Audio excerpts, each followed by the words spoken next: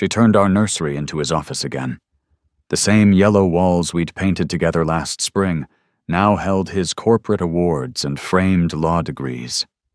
The same room where we'd spent hours planning our future family had become the space where she planned her new life without me. I stand in the doorway, my suitcase still in my hand from the airport. The scent of fresh printer ink mingles with her perfume, the expensive kind Derek bought her last month. My wedding ring feels suddenly heavy on my finger. "Michael!" Her voice drifts from the kitchen, artificially bright. "You're home early." I set my suitcase down with deliberate care. The hardwood floor creaks beneath my feet as I walk toward the sound of her voice, each step echoing in the space that no longer feels like home. She's standing by the coffee maker, her back to me. Her auburn hair catches the afternoon light streaming through the kitchen window, the same window where we used to stand together, planning our garden. Now Derek's expensive briefcase sits on our kitchen island like a territorial marker. "The Chicago deal closed faster than expected," I say, keeping my voice level. "Thought I'd surprise you."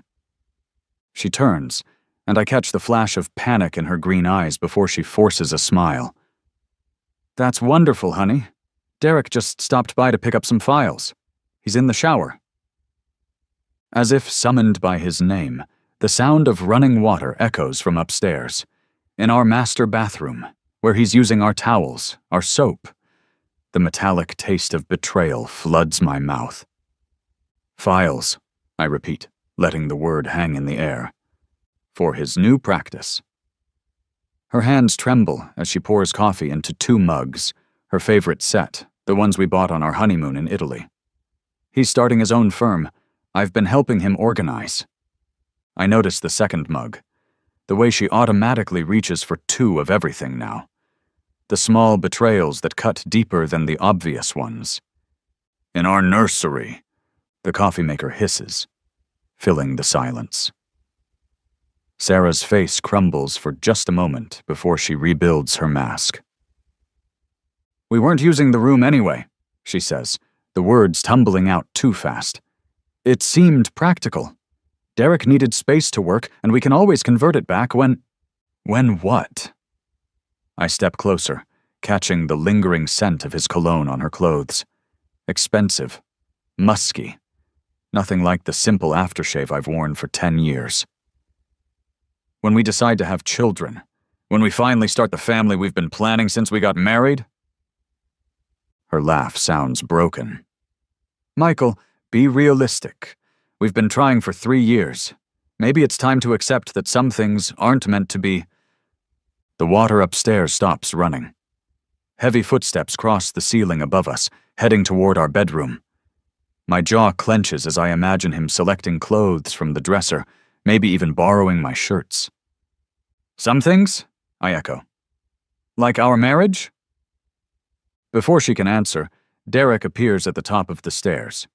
He's wearing my burgundy bathrobe, the one Sarah gave me last Christmas. His dark hair is slicked back, and he descends the stairs with the confidence of a man who belongs here. "Michael," he grins, extending his hand like we're meeting at a networking event. "Great to see you again, roommate." Roommate. The word hangs in the air like a slap. I look at his outstretched hand, then at Sarah, who won't meet my eyes. The wedding photo that usually sits on the kitchen counter is face down, pushed aside to make room for Derek's law books. I don't take his hand. "Derek." My voice sounds calm, controlled. Inside, rage builds like pressure in a kettle. "Making yourself at home, I see." He laughs, seemingly oblivious to the tension crackling between us. Sarah's been incredibly generous, letting me use the space while I get my practice off the ground. This house has such great energy for productivity. Our house. The house where Sarah and I planned to raise children, where we painted that nursery together, laughing as we got more paint on ourselves than the walls, where I proposed on Christmas morning 3 years ago. "I should go," Derek says, finally sensing the atmosphere. He kisses Sarah's cheek, a casual gesture that speaks of intimacy, of routine. Thanks for letting me store the rest of my files here. I'll pick them up tomorrow. Store his files. Tomorrow. Like this is his office, his space, his home. They walk to the front door together, their voices low and intimate. I hear her laugh, the same laugh that used to be mine. Through the kitchen window, I watch Derek get into his black BMW, the one with the vanity plates that read Council 1. Sarah returns to the kitchen, her face flushed. Michael, we need to talk. But I'm already walking away, toward the garage. I need space to think, to plan, to remember who I am beneath this suffocating betrayal. In the garage, surrounded by tools and projects I'll never finish, I run my fingers over the hidden compartment in my workbench. Inside, the property deed rests in a manila envelope, along with other documents Derek and Sarah know nothing about. Documents that will change everything. A quiet smile spreads across my face as I touch the papers. They think they've won. They think they've outmaneuvered me, the simple husband who travels for work and trusts his wife. They have no idea what's coming. 1 week later, I discover they've been using our joint credit card for romantic dinners, while I eat microwave meals alone at the kitchen table. The statements arrive on a Tuesday morning, each charge a small dagger. Romano's Italian Bistro, $127.50. The Vineyard, $89.23. Le Petit Café, $156.78. All the places Sarah used to beg me to take her. All the places I said we'd go when things slow down at work. Now she goes with him, while I'm building our financial future in sterile conference rooms across the country. Derek's law firm letterhead is scattered across my kitchen table like he already lives here. Partnership proposals, client intake forms, all bearing the address of my house. My home office phone number listed as his primary contact. The audacity steals my breath. I gather the papers, the crisp documents rustling between my fingers. Each sheet represents another piece of my life being erased, rewritten with Derek's name where mine should be. The sound of laughter drifts from upstairs. Sarah's voice, bright and carefree in a way I haven't heard in months. My hands tremble as I recognize the tone. The same breathless giggle she used to have when we were newlyweds. I need to get out of here before I do something I'll regret. At the office, I lock my door and call my grandfather's lawyer. Harold Steinberg has been handling my family's legal affairs for 40 years. His voice crackles through the phone with the authority of old money and older wisdom. Michael, good to hear from you. How's the house treating you? That's what I'm calling about, Harold. I need to review the trust documents, specifically the clauses about marital property. A pause. Papers rustling. Ah, yes. Your grandfather was very specific about protecting family assets. Have you read the full trust documentation recently? Not since the wedding. Perhaps you should. I'll messenger a copy to your office today. Pay particular attention to Section 7. The documents arrive within 2 hours. I spread them across my desk, my heart pounding as I read the legal language that will determine my future. Section 7 makes everything clear. The house, purchased with trust funds before my marriage, remains my sole property regardless of marital status. The prenup Sarah signed protects her from my debts, but gives her no claim to inherited assets. She has no idea. That evening, I return home to find them in the living room. Sarah curled against Derek's side on our couch. They're looking at iPads, swiping through photos and laughing. As I get closer, I hear Derek's mother's voice through the speaker. The caterer wants to know about dietary restrictions for the housewarming, the tinny voice says. Should we plan for about 50 people? Housewarming. In my house. That sounds perfect, Mom, Derek says. We're thinking next Saturday would be ideal. Sarah nods enthusiastically. The weather's supposed to be beautiful. We can use the back patio. I clear my throat, and they both look up with identical expressions of annoyance, like I'm interrupting something important. Housewarming? I ask, keeping my voice level. Derek grins. Sarah's idea. We thought it would be nice to officially introduce me to the neighborhood as the new man of the house. The phrase hits me like a physical blow. New man of the house, in my grandfather's house, the house where 4 generations of my family have lived and died. Don't you think that's a bit premature? I ask, since you're not actually living here yet? Sarah's face flushes. Derek practically lives here already. He's here every night, helping with his practice. It just makes sense to make it official. Make it official, without consulting me, without even asking if I'm comfortable with someone else taking over my home. We'll send you an invitation, Derek says with a smirk. Though I guess technically you're already invited, being the previous tenant and all. Previous tenant. The words echo in my head as I excuse myself and retreat to the garage. Previous tenant in my own home. In the house my grandfather built with his own hands. In the space where my father taught me to use tools, where my mother grew her prize-winning roses. I pull out my phone and dial the real estate agent's number. Linda, it's Michael Harrison. I need to discuss listing my property. 3 days later, the sold sign arrives while they're both at work. I have it placed prominently in the front yard, clearly visible from the street and the living room window. That evening, Derek arrives first.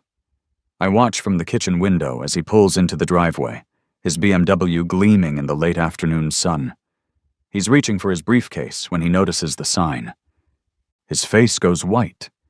He stands frozen for a long moment, staring at the red and white sign like it might disappear if he looks at it hard enough. Then he's moving, jogging toward the front door with panic in his eyes. Michael! He bursts through the door without knocking. Another assumption of ownership that makes my teeth clench.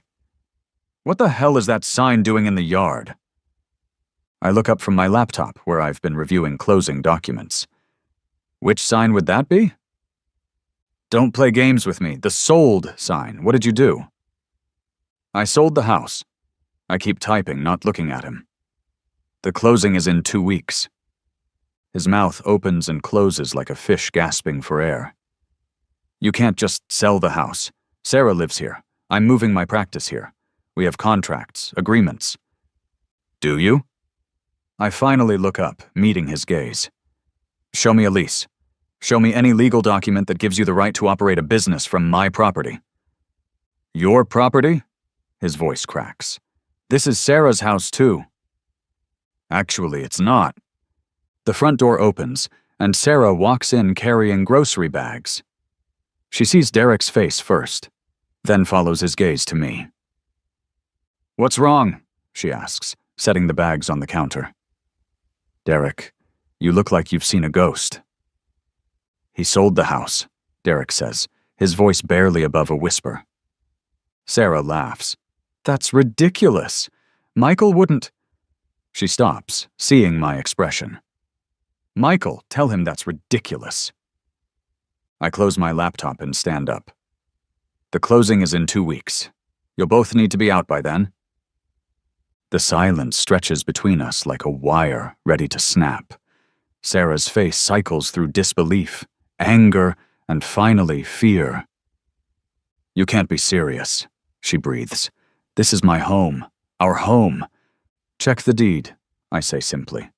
Check the trust documents. Check the prenup you signed. This house has never belonged to anyone but me.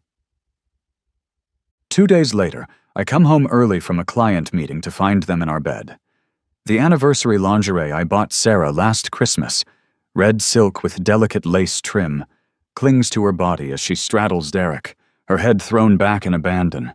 The metallic taste of betrayal floods my mouth as I stand frozen in the doorway. The late afternoon sun streams through the sheer curtains, casting everything in golden light that should be romantic, but feels obscene. They haven't noticed me yet. Sarah's soft moans fill the air, mixing with Derek's deeper groans. The bed, our bed, where we spent our wedding night, where we tried so desperately to conceive a child, creaks rhythmically beneath them. I back away silently, my heart hammering against my ribs. In the hallway, I lean against the wall and close my eyes, trying to block out the sounds coming from behind the closed door. When I finally trust myself to move, I go to the kitchen and pour myself 3 fingers of bourbon. The amber liquid burns down my throat, but it's nothing compared to the fire in my chest. An hour later, they emerge. Sarah appears first, her hair mussed and her cheeks flushed. She's wearing my old college t-shirt like a nightgown. When she sees me sitting at the kitchen table, she freezes. "Michael, I thought you were in Dallas until Thursday." "Meeting ended early." I take another sip of bourbon, savoring the way it steadies my hands. "Lucky me." Derek appears behind her, wearing nothing but his boxers and a satisfied smirk. He opens our refrigerator like he owns it, pulling out a beer and twisting off the cap with casual confidence. "We need to talk," Sarah says, her voice taking on that tone she uses when she's about to explain why something I think is wrong is actually perfectly reasonable. "Do we?" She exchanges a look with Derek, who nods encouragingly. They've clearly discussed this moment, planned what they would say when confronted. "Sit down, Michael," Derek says, gesturing to the couch in our living room. "We've been doing some thinking." We. As if they're a unit now, making decisions together about my life. I follow them to the living room, where they arrange themselves on the couch like an interview panel. Sarah sits in the middle, Derek's arm draped possessively across her shoulders. I take the chair across from them, the chair that used to be my reading spot, where I'd relax after long business trips. "Michael," Sarah begins, her voice gentle but firm. "We care about you. You know that, right?" The condescension in her tone makes my jaw clench. "Do you?" "Of course we do," Derek interjects. "That's why we think it's time for some honesty, some acceptance of reality." Reality.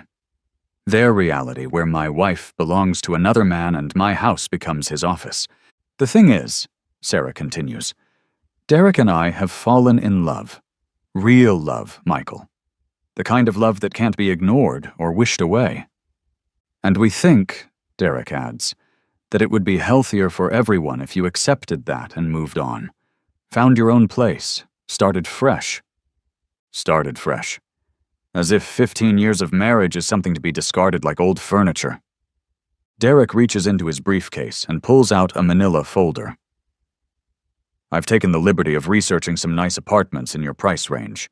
Nothing too fancy, but comfortable for a single professional." He slides the papers across the coffee table toward me. Apartment listings, neatly organized and highlighted. All one-bedrooms. All in complexes across town, far from this neighborhood where Sarah and I built our life together. "You researched apartments for me." My voice sounds calm, detached. Inside, rage builds like a storm. "We want to make this transition as smooth as possible," Sarah says, "for all of us." I lean forward and pick up the listings, pretending to study them. These are very thoughtful. 1-bedroom, basic amenities. Perfect for a man starting over. "Exactly," Derek says, relief evident in his voice. "We knew you'd understand." "There's just one small problem," I say, setting the papers aside. They lean forward expectantly. "The house isn't for sale anymore." Sarah blinks. "What do you mean?" "I mean, I changed my mind. Decided to keep it after all." Derek's confident expression falters. "But the sign was a mistake. I called the realtor yesterday and took it off the market." The lie rolls off my tongue smoothly. In reality, I spent yesterday morning at Harold Steinberg's office, signing papers that transfer the house title solely into my name. The prenup Sarah signed in a romantic haze after our engagement party gives her no claim to inherited assets. My grandfather's trust ensures that this house belongs to me alone, marriage or no marriage. But they don't need to know that yet. "Michael," Sarah says carefully, "I don't think you understand the situation. Derek needs stability for his practice. We've already sent out invitations for the housewarming." "Cancel them." The words hang in the air like a challenge. Derek's face reddens, and I can see him struggling to maintain his lawyer composure. "Look, Michael," he says, his voice taking on a harder edge. "Let's be adults about this. Sarah has made her choice. You can either accept it gracefully, or we can make this difficult for everyone." "Difficult how?"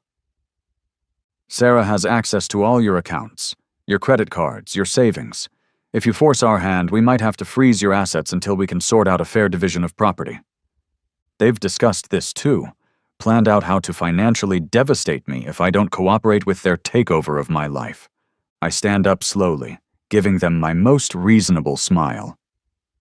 "That's an interesting strategy, Derek. There's just one thing you might want to consider." "What's that?" "I'm a forensic accountant. I've spent the last 10 years learning every possible way people hide and steal money. Every loophole, every trick, every legal maneuver." Derek's Adam's apple bobs as he swallows hard. "And I've had a week to prepare for this conversation." I excuse myself to the kitchen, leaving them to whisper urgently on the couch. From my briefcase, I pull out the real estate contract I signed this morning. Not a listing agreement. A purchase contract. For the house across the street, which I bought cash through an LLC, sight unseen. The current owners will be moving out next month. After that, I'll have a front row seat to watch Derek and Sarah's new life together crumble. The next morning, Derek arrives with a U-Haul truck and 3 friends to help him move. I watch from the kitchen window as they unload boxes labeled office supplies and law books, their voices echoing in the quiet suburban morning. Derek struts up to the front door with the confidence of a man claiming his territory. The doorbell rings, followed immediately by aggressive knocking. I take my time answering. When I finally open the door, Derek stands there with a moving dolly and a self-satisfied grin. "Morning, roommate," he says, pushing past me without invitation. "Hope you don't mind, but I've got movers coming all day. Time to make this place feel like home." Behind him, his friends begin carrying boxes toward the front door. Sarah appears from the kitchen, coffee in hand, directing traffic like she's orchestrating a military operation. "Careful with that one," she calls to a muscular guy carrying Derek's law degree. "It's fragile."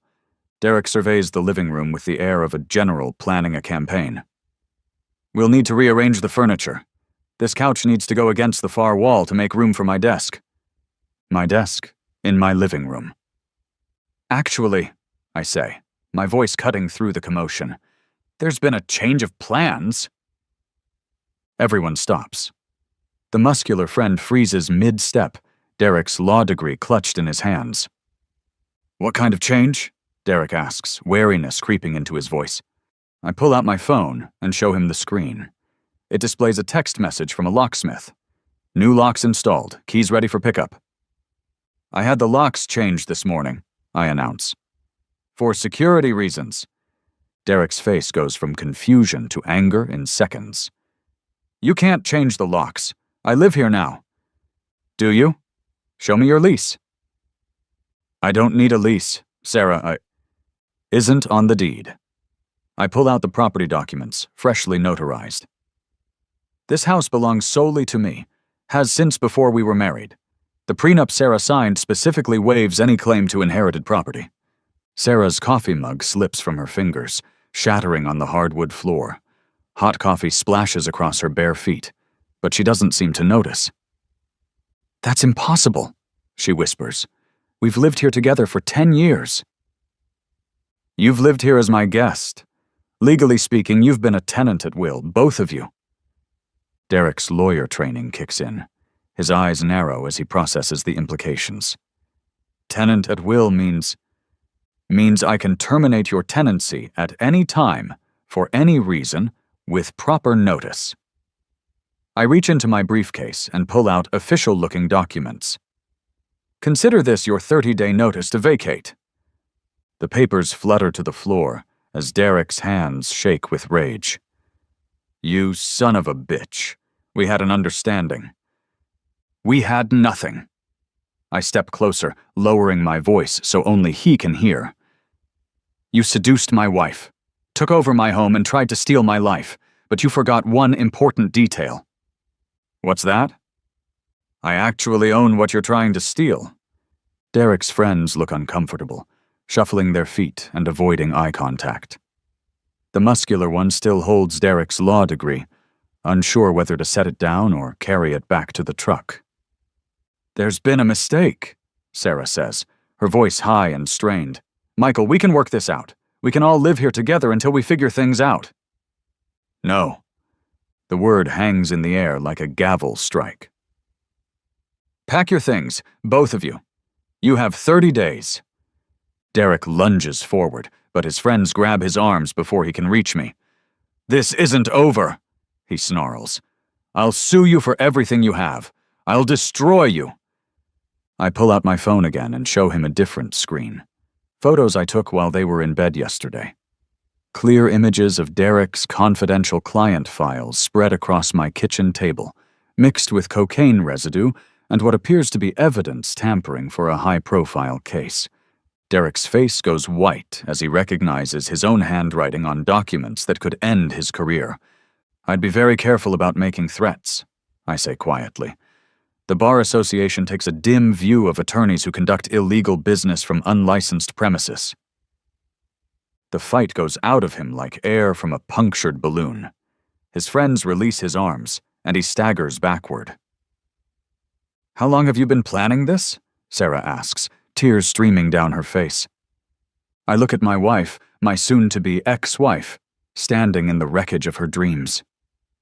Part of me wants to comfort her, to explain that I never wanted it to come to this. Instead, I hand her a business card. My lawyer's information. Have your attorney contact him to discuss the divorce proceedings. Divorce? She says the word like it's foreign to her tongue. Did you think I'd fight to keep a woman who turned our nursery into another man's office? 2 weeks into their 30-day notice period, Derek's law firm contacts me directly. The senior partner, Martin Blackwood, calls my office with the kind of panic usually reserved for natural disasters. Mr. Harrison, we need to discuss a delicate matter regarding Derek Hutchins and your property. What about it? The phone trembles in Blackwood's hands. I can hear it in his voice. We've discovered that Derek has been conducting firm business from an unlicensed location, storing confidential client files in an unsecured residential property. This creates massive liability issues. I see. We understand you're the property owner. We'd like to negotiate an immediate cessation of all business activities at that location. Derek's already been served with an eviction notice. A long pause. We weren't aware of any eviction proceedings. Derek led us to believe he was a legitimate resident with full property rights. Derek lied to his own law firm. Of course he did. There's something else, Blackwood continues. We've been reviewing Derek's case files, and we found some irregularities. Evidence handling, client confidentiality breaches, potential ethics violations. We'd like to resolve this quietly, if possible. What kind of resolution? Derek's immediate termination and surrender of his law license. In exchange, we won't pursue criminal charges for the ethics violations. I lean back in my office chair, processing this gift that's fallen into my lap. And if I were to file a complaint with the Bar Association about illegal business operations conducted on my property without permission, that would be unfortunate for everyone involved. Indeed it would. That evening, I find Sarah in the nursery-turned office, frantically packing Derek's law books into banker's boxes. Her movements are jerky, desperate, like she's trying to erase evidence of a crime. He's going to lose his license, she says without looking up. His whole career destroyed. That's what happens when you conduct illegal business from stolen property. She whirls around, her eyes blazing. Stolen? This is my home too. Check the deed. I don't need to check anything. I know my rights. I pull out my phone and show her a photo. The prenuptial agreement she signed 5 years ago, the night after Derek's elaborate proposal at her favorite restaurant.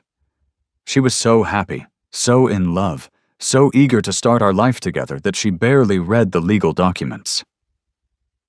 Section 12, I say, zooming in on the relevant clause. The party of the second part waives all claims to property owned by the party of the first part prior to the marriage, including but not limited to real estate acquired through inheritance or family trust. Her face crumbles as she reads her own signature at the bottom of the page. You tricked me? I protected my family's assets, just like any reasonable person would do. I was 25 years old, Michael. I was in love. I trusted you. And I trusted you. Look how that worked out. She sinks into Derek's office chair, the expensive leather chair he bought with money that should have gone toward our vacation fund, the chair that sits in the room where we planned to put a crib. Derek says you've been planning this for months, that you've been setting us up. Derek gives me too much credit. I only started planning after I found his cologne on your clothes. What happens now? I consider lying, letting her think there might be some way to salvage their relationship. But I'm done with lies. Derek's law firm is cutting him loose. The Bar Association will probably suspend his license. His career is finished. Because of you. Because of his choices. His decision to steal client files. His decision to conduct illegal business from my property. His decision to seduce a married woman. She starts crying then. Huge, body-shaking sobs that echo off the nursery walls. I watch her fall apart in the room where we once dreamed of our children laughing and playing. The next morning, I arrive home from my run to find the back door standing open. Glass from the broken window sparkles on the kitchen floor like diamonds. Sarah? I call out, but I already know she's gone. In the living room I find chaos. Furniture overturned, family photos shattered, my grandmother's antique vase reduced to ceramic shards. But the real damage is upstairs. In our bedroom, Sarah has destroyed everything that represented our marriage. Wedding photos torn to pieces, love letters burned in the fireplace, the quilt her grandmother made us for our first anniversary, slashed with kitchen knives. But it's the nursery that breaks my heart. She's spray-painted "Liar" across the yellow walls in dripping red letters. The windows are smashed, letting in cold air that carries the scent of dying leaves. Every piece of Derek's remaining office equipment has been destroyed. Computer monitors shattered, filing cabinets tipped and dented, important legal documents scattered like confetti. In the center of the destruction, she's left a note. This is what you've done to my life. I hope you're happy. I call the police, file a report, take photos for insurance purposes. But as I survey the damage, I realize Sarah has given me exactly what I need. Documentation of her mental instability, evidence of property destruction, grounds for an uncontested divorce. Detective Rodriguez walks through the house with practiced eyes, cataloging the destruction. Any idea why your wife would do this? We're getting divorced. She's not handling it well. I'll say, this is the work of someone who's completely lost control. 3 days later, the divorce papers are filed. Harold Steinberg works his legal magic using Sarah's criminal destruction of property to expedite proceedings and eliminate any claims she might have had to my assets. It's almost poetic, Harold tells me over lunch at his club. Her attempt to destroy your property actually strengthens your legal position. The prenup protects you from any financial claims, and her criminal behavior gives us grounds for immediate dissolution. How long until it's final? 6 months, assuming she doesn't contest, but given her current legal troubles, I doubt she'll fight. Legal troubles. The break-in triggered a cascade of consequences neither Sarah nor Derek anticipated. The destroyed legal files belonged to Derek's clients, creating massive malpractice liability. The law firm is pursuing criminal charges for destruction of confidential documents. Derek's legal career isn't just over, it's radioactive. 2 weeks later, I'm working in my home office when Derek appears at my front door. He looks like he's aged 10 years in a month. His expensive suits have been replaced by jeans and a wrinkled t-shirt. Dark circles ring his eyes, and his hands shake as he rings the doorbell. I take my time answering. Michael. His voice cracks. We need to talk. Do we? Man to man, about what happened. I step outside, not inviting him in. The autumn air carries the scent of wood smoke and decay, neighbors burning leaves in preparation for winter. Sarah's in jail, he says without preamble. I heard. Destruction of property, breaking and entering, criminal mischief. Her bail hearing is tomorrow. What does that have to do with me? Derek's composure finally breaks. She's pregnant. The words hit me like a physical blow. I lean against the doorframe, struggling to process what he's just said. Pregnant. 3 months along. She just found out. My mind races through the timeline. 3 months ago, Sarah and I were still sleeping in the same bed occasionally. Still trying to save our marriage, or at least maintain the appearance of trying. Is it mine? Derek's silence is answer enough. Jesus Christ, I breathe. She wants to talk to you, to explain. Explain what? That she's carrying my child while she destroys my house for another man? Michael, please. She's scared. She's alone. Her whole world is falling apart. She made her choices. This isn't about her anymore. It's about an innocent child. I look at Derek. Really look at him. This man who seduced my wife, stole my home, destroyed my marriage. This man who's now begging me to save the woman carrying my child. Where is she? County lockup. Her arraignment is at 9 tomorrow morning. That night, I sit in the destroyed nursery, surrounded by the ruins of our dreams. The yellow walls are stained with Sarah's angry graffiti, but underneath the spray paint, I can still see traces of the careful brushstrokes we applied together. We painted this room on a Saturday morning in spring. Sarah wore my old college t-shirt and paint-stained shorts, her hair pulled back in a messy ponytail. She laughed when I got more paint on myself than the walls, called me hopeless but kissed me anyway. This is where our baby will sleep, she said, running her hand over the smooth wall. This is where we'll read bedtime stories and rock them to sleep. Now those walls are covered in her rage, and she's sitting in a jail cell carrying the child we dreamed of for so long. I pull out my phone and call Harold Steinberg. I need to post bail for someone, I say when he answers. Michael? It's almost midnight. Sarah's in jail. She's pregnant, with my child.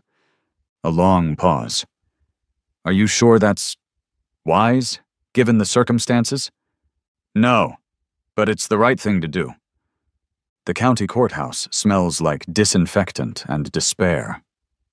I arrive 15 minutes before Sarah's arraignment, watching through reinforced glass as orange jump-suited defendants shuffle through their brief moments before the judge. Derek sits 3 rows ahead of me, his wrinkled clothes and hollow eyes a stark contrast to the confident lawyer who invaded my home just months ago.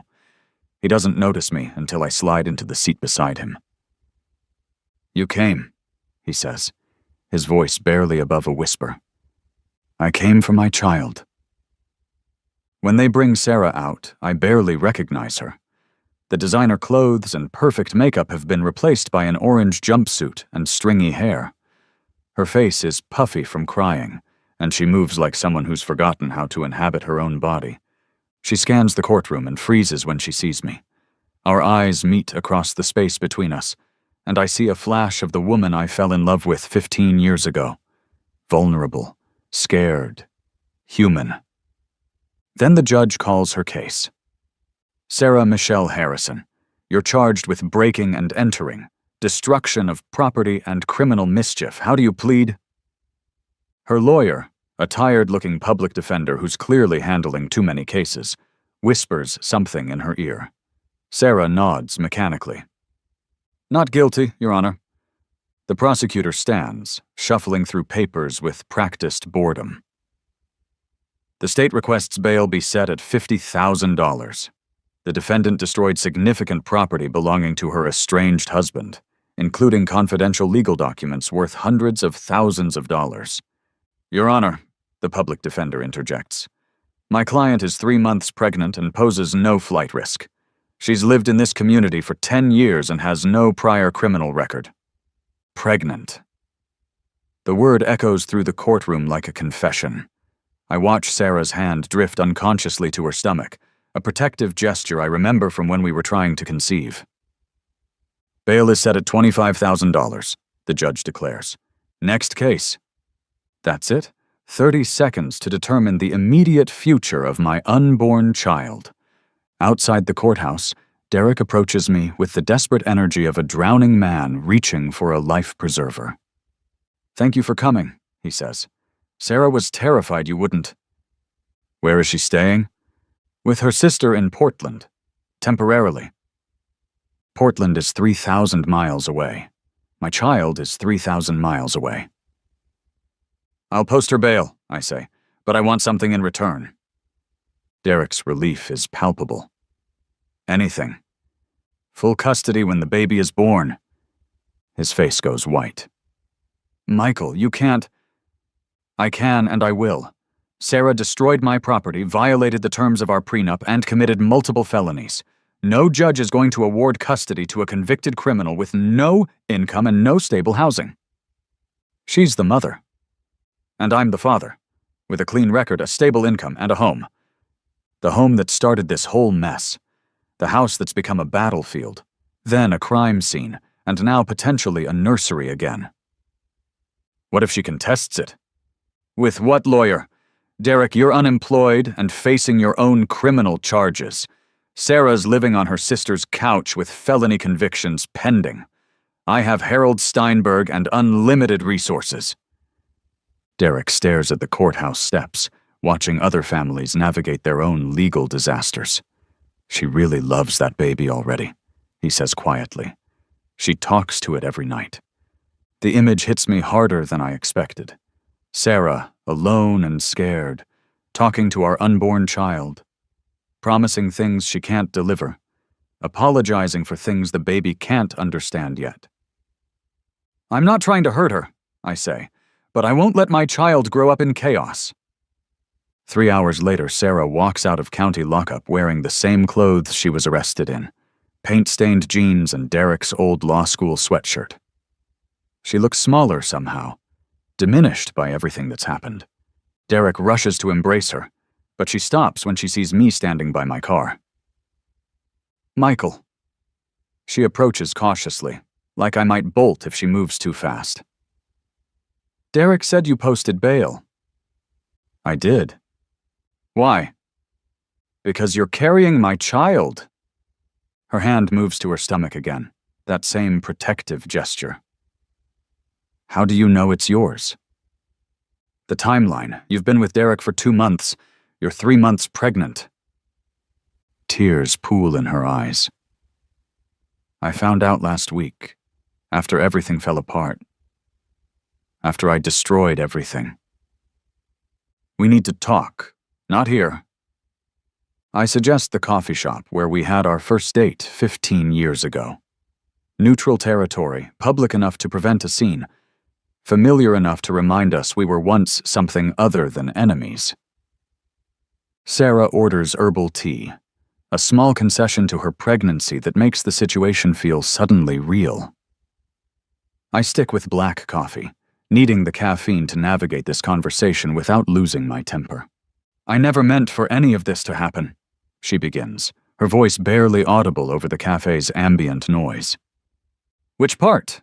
The affair, the destruction of property, or getting pregnant? She flinches. All of it, none of it. I don't know anymore.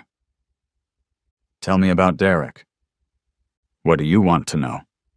How it started. When you decided our marriage was over. Sarah stirs her tea with mechanical precision, avoiding my eyes. Do you remember our anniversary last year? Of course, dinner at Romano's. You spent the entire evening on your phone. 3 different client calls during our appetizer. You left twice to take meetings outside. The Hartley account was falling apart. I told you. You always told me about the urgent deals, the critical deadlines, the clients who needed you more than I did. I open my mouth to argue, then stop. She's right. I did prioritize work over our marriage, told myself I was building our future while neglecting our present. So you found someone who pays attention to you. Derek listened to me. When I talked about wanting children, he didn't tell me to wait until after the next big deal closed. When I suggested weekend trips, he didn't check his calendar first. He was unemployed, Sarah. Of course he had time. It wasn't about time, it was about priority. The word hangs between us like an accusation. Priority. She's right again, and we both know it. When did it become physical? The day you left for Chicago. 2 months ago. The timing makes sense now. I was closing the biggest deal of my career, spending 18-hour days in conference rooms, barely calling home. Sarah was alone with Derek, who was charming and available and everything I wasn't. Do you love him? She looks up, and for the first time in months, I see honesty in her green eyes. I thought I did, but love built on someone else's neglect isn't really love, is it? What is it? Revenge, maybe, or desperation. I wanted to feel important to someone again. We sit in silence, two people who once shared everything now struggling to communicate across the wreckage of our relationship. What happens now? She asks finally. You're going to have our baby. Our baby. She tests the words. After everything that's happened, you still want to be involved? It's my child, Sarah. Whatever's broken between us, that hasn't changed. Derek wants to raise it with me as his own. The knife twists in my chest. Derek's career is over. He's facing criminal charges. How exactly does he plan to support a family? He'll figure something out. With what money? What job prospects? Sarah, he destroyed his legal career over an affair. What kind of father do you think he'll be? She doesn't answer, but I can see doubt creeping into her expression. I want full custody, I say gently. What? The word comes out as a gasp. You're facing felony charges. You have no income, no stable housing. Derek can't support you, and you can't support yourself. I'm the mother. And I'm the father, with resources, stability, and the ability to give our child everything it needs. Everything but love. You think I won't love my own child? Sarah's composure finally breaks. Tears stream down her face as she struggles to find words. I don't know what to think anymore. 6 months ago, we were trying to get pregnant together. Now you're threatening to take my baby away. I'm not threatening anything. I'm telling you the reality of your situation. What if I clean up my act, get counseling, find a job, plead guilty, and accept probation? What about Derek? Another long pause. I don't know. Sarah, you can't build a life with someone because you're pregnant. You tried that with me, and look how it ended. That's different. Is it? You married me because I was safe, stable, financially secure. Now you're with Derek because he's exciting, passionate, available. Neither relationship was built on the right foundation. She stares into her tea like it might contain answers. So what do you suggest? Let me raise our child. Visit whenever you want, be as involved as you can be. But let me provide the stability. And Derek? Derek is your choice to make, but he's not my child's father. The next morning, Derek shows up at my house with a proposal of his own. He looks like he hasn't slept in days, his clothes wrinkled and his eyes wild with desperation. I'll disappear, he says without preamble. Completely. Leave the state, change my name, never contact Sarah again. In exchange for what? You drop the charges. Let Sarah plead to a misdemeanor, get probation instead of jail time. And the baby? Joint custody. You and Sarah work out a reasonable arrangement. I study his face, looking for the con. Why would you give up everything? Because I love her, and I've destroyed her life enough already. You destroyed your own life, Derek. Sarah made her own choices. She chose me because you neglected her. I chose her because I was selfish and wanted what you had. We're both guilty. And now? Now she's pregnant with your child, facing prison time because of my selfishness. The least I can do is get out of the way. There's something almost noble in his surrender. This man who tried to steal my life is offering to erase himself to save the woman he claims to love. Where will you go? My brother lives in Seattle. He runs a construction company, says he can give me work. From high-powered attorney to construction worker. The fall is complete. What about your legal troubles? I'll plead guilty, accept whatever consequences come. Maybe a year in minimum security, probably disbarment. But Sarah won't be dragged down with me. I think about my child, growing in Sarah's womb while she lives in chaos and uncertainty. I think about the nursery upstairs, still stained with her rage but ready to be restored. I think about the possibility of being a father, something I've wanted for so long, it's become part of my identity. I'll consider your proposal, I tell Derek. But I want something else. Name it. A written confession. Everything that happened, every law you broke, every ethical violation. Something that protects Sarah from future prosecution and guarantees you'll never practice law again. Derek nods without hesitation. Done. And Derek? If you ever contact Sarah or my child again, I'll destroy you so completely that construction work will seem like a promotion. Understood. 2 months later, Sarah appears at my door carrying a single suitcase and wearing the desperate expression of someone who's run out of options. Her pregnancy is showing now. A small but unmistakable curve beneath her worn sweater. She looks older, tired in a way that goes deeper than physical exhaustion. Michael?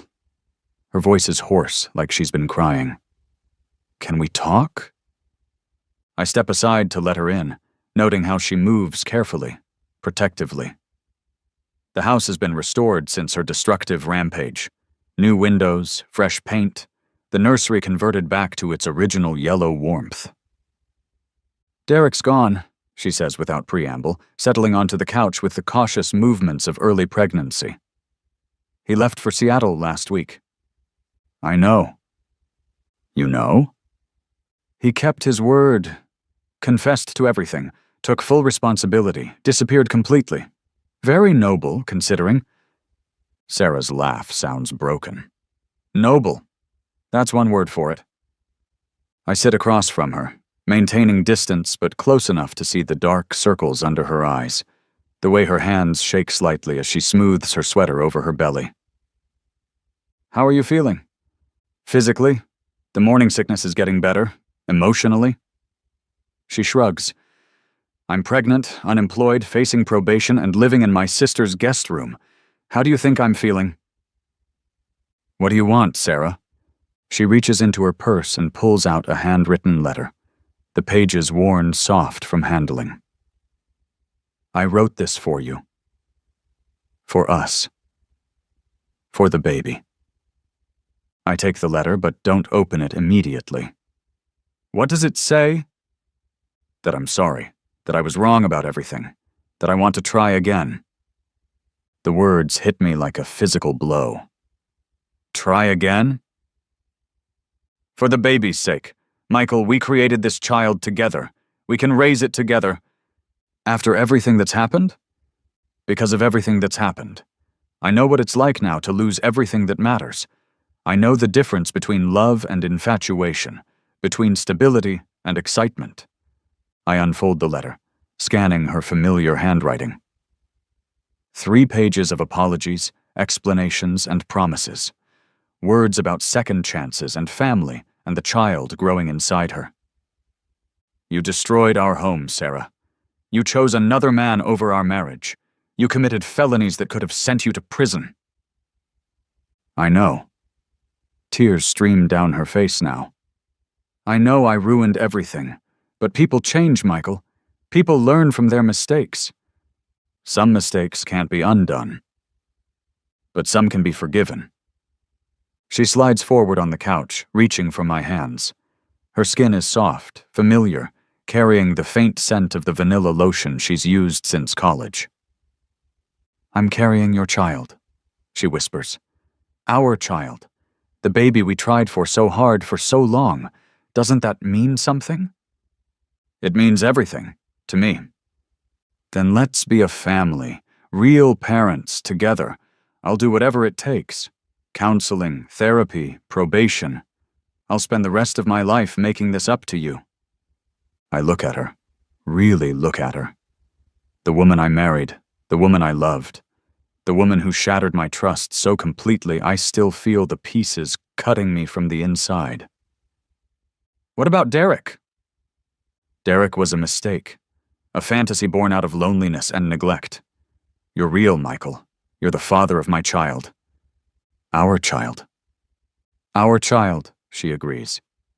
"Please, Michael, I know I don't deserve another chance, but the baby does. The baby deserves both parents, together." I stand up and walk to the window, looking out at the neighborhood where we planned to raise our family. The house across the street, the one I bought with cash, sits empty, waiting for tenants who will never understand the drama that played out here. "Sarah, do you remember what you said the day I found Derek's things in our nursery?" "I said a lot of things." "You said we should accept that some things aren't meant to be, that maybe we weren't meant to have children together." Her face crumbles. "I was angry. I was protecting myself." "You were telling the truth. We weren't meant to be parents together, not then. But now you're pregnant with my child, and I'm going to be the best father I can be. But that doesn't mean we're going to be a family." I turn back to face her, and the hope dies in her eyes as she reads my expression. "Michael, please." "No?" The word comes out harder than I intended, but it's the right word, the only word. "No, Sarah. I won't pretend the last 6 months didn't happen. I won't pretend you didn't choose another man over our marriage. I won't pretend you didn't destroy our home in a fit of rage. I was scared. You were selfish. Just like you're being selfish now, asking me to forgive and forget because it's convenient for you." She stands up, her hands pressed protectively over her belly. "This isn't about convenience. This is about our child. Our child will have 2 parents who love them, but those parents aren't going to be married to each other." "Michael, I'm begging you." "I know you are. And 6 months ago I would have said yes. I would have taken you back, pretended it never happened, tried to rebuild our marriage on the ruins of your betrayal." "Then why won't you now?" I walk to the mantelpiece and pick up a framed photo, the ultrasound image she gave me last week. Our child, barely recognizable but unmistakably real. Because this baby deserves better than parents who are together out of obligation or guilt or fear. This baby deserves to see what real love looks like, even if it's not between their mother and father. Sarah sinks back onto the couch, her body shaking with sobs. "So what happens now?" "Now you focus on having a healthy pregnancy. I'll pay all your medical expenses, set up a trust fund for the baby, make sure you have everything you need." "And after the baby is born?" "Joint custody. We'll work out a schedule that puts the child's needs first." "But we won't be together." "No, we won't be together." She cries harder now, the kind of deep, body-shaking sobs that come from the complete destruction of hope. I want to comfort her, to hold her, to take back the words that are causing her so much pain. Instead, I remain standing by the window, watching her fall apart in the ruins of our relationship. "I need you to leave now," I say gently. "Michael? Sarah, please, don't make this harder than it already is." She nods, wiping her eyes with the back of her hand. At the door, she turns back one last time. "Do you think you'll ever forgive me?" I consider the question, weighing forgiveness against justice, love against betrayal. "Maybe," I say finally, for the baby's sake. But forgiveness doesn't mean reconciliation. I know. And Sarah, find someone who deserves you. Someone who won't neglect you the way I did. Someone who makes you happy without requiring you to destroy other people's lives. She nods again, then walks out into the evening air. I watch through the window as she gets into her sister's car, her hand resting on her belly as they drive away. The house feels quiet now, expectant. In 6 months, there will be a baby. My child. Our child. But not our family. 6 months later, I'm standing in the newly renovated nursery, assembling a crib that will finally serve its intended purpose. The yellow walls are fresh and bright, unmarked by anger or betrayal. Afternoon sunlight streams through the cleaned windows, warming the hardwood floor where my child will take their first steps. The smell of fresh paint and new beginnings fills the air as I align the crib slats with methodical precision. Each piece fits perfectly into place, unlike the broken relationships that led me here. Need any help with that? I turn to find Elena Rodriguez standing in the doorway, holding 2 cups of coffee and wearing the smile that's been brightening my days for the past 3 months. She's a pediatric nurse I met during Sarah's prenatal appointments, professional, compassionate, and refreshingly uncomplicated. I think I've got it figured out, I say, accepting the coffee gratefully. Though I reserve the right to ask for help if I can't figure out this conversion mechanism. Elena laughs, settling into the rocking chair I bought last week. This room is beautiful, Michael. Your baby is going to love it. My baby. The words still fill me with wonder and terror in equal measure. Have you heard from Sarah recently? Elena asks carefully. She knows the history, most of it anyway, enough to understand why a pregnant woman isn't living in this house with the father of her child. She texted yesterday. Doctor says everything looks good for next week. Next week, when Sarah's scheduled C-section will bring my child into the world. When I'll finally meet the person who changed everything. Are you nervous? Terrified, I admit. What if I'm not ready? What if I screw this up the way I screwed up my marriage? Elena sets down her coffee and moves to where I'm wrestling with the crib instructions. You know what I see when I watch you prepare for this baby? A man desperately trying to assemble furniture he doesn't understand. A man who bought a house across the street just to watch over his child's mother during her pregnancy, even though she broke his heart. I look up, surprised. How did you... The real estate transaction was public record, plus Mrs. Chen from across the street mentioned that someone's been anonymously paying for Sarah's groceries and medical copays. Sarah doesn't know. I figured as much. You've been protecting her from the consequences of her choices while still maintaining your boundaries. That's exactly the kind of father your child needs. The crib clicks into place with a satisfying snap. I step back to admire my work, white wood gleaming in the afternoon sun, surrounded by carefully chosen decorations and soft blankets. My grandfather built this house with his own hands, I tell Elena. 4 generations of my family have lived here. I always imagined passing it down to my children. And now you will. Not the way I planned. Plans change, dreams adapt. The important thing is that your child will grow up knowing they're loved. That evening, my phone rings. Sarah's name appears on the screen, and my heart immediately starts racing. Michael, I think it's time. Time, but you're not due until... My water broke. I'm at the hospital. They're saying the baby is coming tonight. Tonight? I'm not ready. The nursery isn't finished. The car seat isn't installed properly. I haven't read enough parenting books. I'll be right there. Michael, I'm scared. Everything's going to be fine, Sarah. I'm on my way. The drive to the hospital passes in a blur of traffic lights and racing thoughts. By the time I reach the maternity ward, Sarah is already in active labor, surrounded by medical equipment and the controlled chaos of impending birth.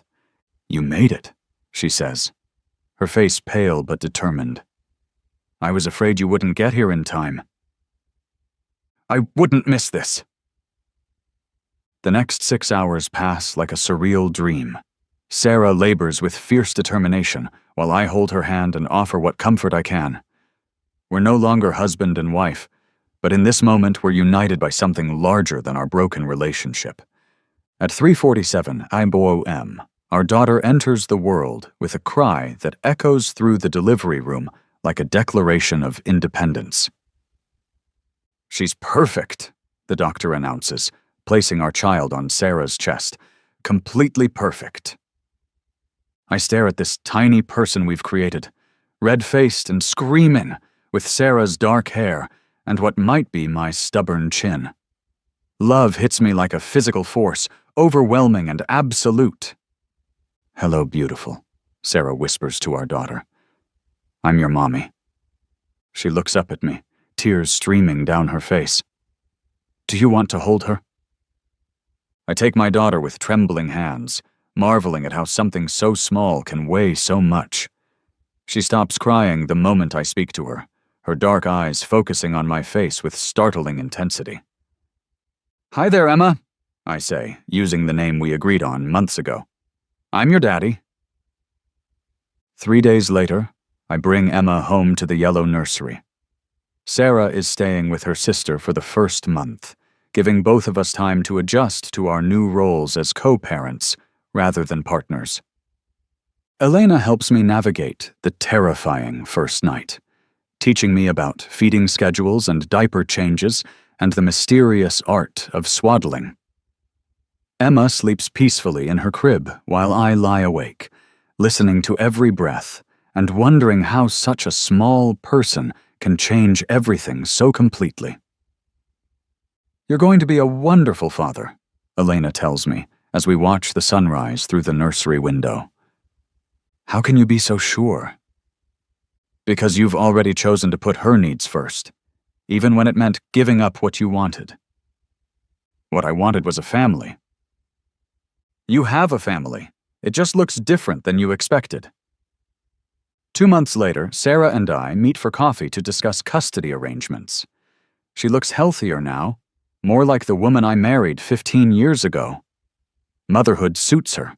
She glows with purpose in a way I haven't seen since our early days together. "How's Emma adjusting to the schedule?" she asks, showing me photos from her weekend visits. "Better than I am. She's got me completely wrapped around her tiny finger." Good. Daughters should have their fathers wrapped around their fingers. We sit in comfortable silence, two people who've learned to be friends after failing to be spouses. "Michael, I need to tell you something." My stomach tightens. "What is it?" "I'm grateful for everything you've done, everything you've given up, for being the kind of man who puts his daughter first, even when it hurts." Sarah. "Let me finish. I know I don't deserve forgiveness. I know I destroyed what we had, but Emma deserves parents who can be in the same room without wanting to kill each other. We're getting there." "Are we?" "Because sometimes I catch you looking at me like you're waiting for me to disappoint you again." She's not wrong. Trust, once broken, doesn't heal quickly or completely. "I'm working on it," I tell her honestly, "for Emma's sake." That's all I can ask for. 6 months after Emma's birth, I'm reading to her in the nursery when Elena appears in the doorway. She's been spending more nights here lately, and Emma adores her with the uncomplicated devotion only babies can manage. "What are you reading to her?" Elena asks, settling into the rocking chair. "Good night, Moon. My mother used to read it to me in this same room." Emma gurgles contentedly, her tiny fingers grasping at the book's colorful pages. She's growing so fast, changing every day, becoming more herself with each passing week. "Elena, can I ask you something?" "Of course." "Are you happy? Here, with us, with this complicated situation?" She considers the question with the careful thought I've come to love about her. "I'm happy with you," she says finally. "And I love Emma like she's my own. The situation isn't complicated, it's just different." "Different how?" Most couples start with romance and work toward building a family. We started with a family, and we're building toward romance. Is that enough? For you? Elena stands up and kisses me softly, her hand resting on Emma's downy head. Michael, 6 months ago you were a divorced man with trust issues and a pending custody battle. Today you're a devoted father who's learning to love again. If that's not enough progress for anyone, they're not the right person for this life. That night, after Emma is asleep and Elena has gone home, I stand in the doorway of the nursery and survey my kingdom. The yellow walls glow softly in the nightlight's warm beam. The crib holds my sleeping daughter, her chest rising and falling with the steady rhythm of perfect health. This isn't the family I planned. It's not the life I imagined when Sarah and I painted these walls together all those years ago. But it's mine. It's real. It's enough. Through the window, I can see the house across the street, the one I bought in anger and spite, now rented to a young couple expecting their first child.